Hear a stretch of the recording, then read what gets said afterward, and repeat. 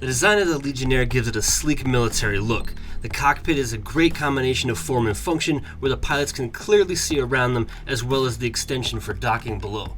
And that's not all. The fold-in collar fits any size dock or ship.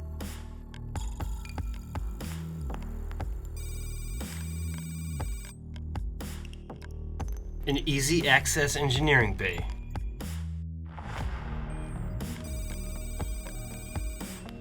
Three dedicated shield generators and military-grade armor for maximum coverage. Forward and rear-facing turrets.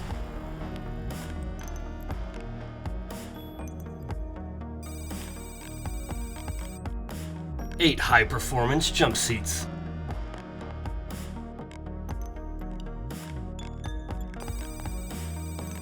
Weapons lockers with 10 breach charges.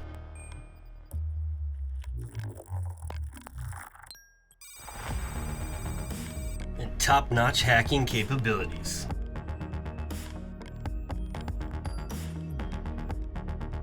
The Legionnaire is made to be part of a larger fleet and was designed as such, as the dropship has no other amenities other than the large weapon racks for its troops. The ship's 9 directional thrusters and VTOL capabilities will make it easy to get into position. This ship is exactly what I picture when I think of a sci-fi dropship.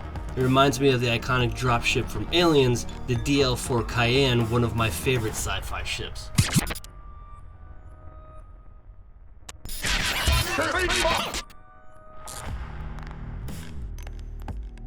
After your crew is armed and ready, it's time for you to approach your target. Staying within several hundred clicks of your target, your co-pilot can hack into the ship via a minigame versus another player on that ship or the AI. If successful, you force docking.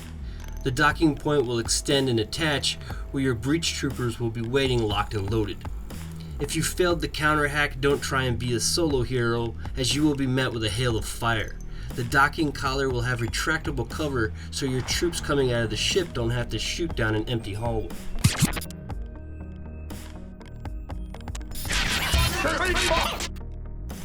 Boarding is not something we've seen yet outside of the 890 jump mission, where it's already being taken over. While they hope to have this ship function both for the lawful and lawless individuals out there, it might be a very difficult task for PvP. The Legionnaire was designed with no quantum drive. It was made as a vehicle to be carried around by larger ships and just used for boarding. They thankfully added a small drive and fuel tank to make the Legionnaire a viable dropship. This ship's bulk comes from 3 size 1 shields and hull health much like the Terrapin, which it's going to need in order to not get blown up on approach while hacking. Once docked, the co-pilot now has the job of protecting the vessel from incoming fighters with his 2 Badger repeaters on the aft turret. The pilot's seat is in control of 2 Slave size 2 distortion repeaters. These were designed to be on the front of the ship, but were moved to a top turret as it did not interfere with the docking collar.